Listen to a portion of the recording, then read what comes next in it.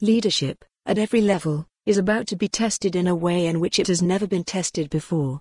We're now in uncharted territory in the spread of COVID-19. The first thing to accept is that leading in a crisis is very different from leading in normal times. I learned that the hard way, leading teams in the aftermath of the Lockerbie disaster and the Piper Alpha explosion in 1988, as well as the Dunblane school shootings in 1996. I was also closely involved in last year's equine flu incident, which closed down British horse racing for 6 days, a crisis of contagion with some similarities, but none of the magnitude, to the one that we are dealing with today. The first lesson is that our bodies and brains behave very differently in the stress of a crisis.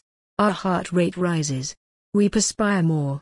A battle begins between two parts of our brain, the cerebral cortex, which controls the fight, flight or freeze reactions, and the limbic system, which is responsible for our emotional responses.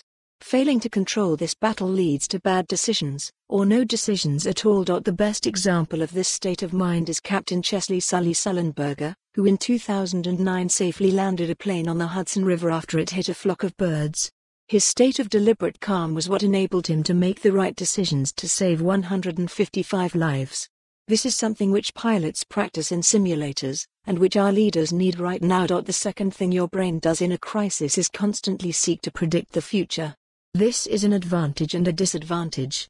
As we unconsciously focus on what we expect to happen, we can miss what is actually about to happen, especially if it is something totally unexpected. So, what can we learn from the past which will help our crisis leaders right now? Focus on what is within your sphere of control and influence. Communicate to employees, customers and stakeholders. But don't think that information alone makes people informed. Context and tone is everything. Show care and compassion to your people. What you do in a crisis will either create powerful bonds for a lifetime, or bad feelings which never wash away. Be visible. Walk the shop floor. Talk to the people. Reassure them. They will be watching you, and their mood will mirror your behavior. In some circumstances, use humor with your teams. It signals normality and releases endorphins in the brain which counteract the feelings of stress. In the first phase of a crisis, people always respond well. It is when the first phase is over that people tire and bad judgments are made. Plan to avoid this. Also, remember your duty as a wider corporate citizen.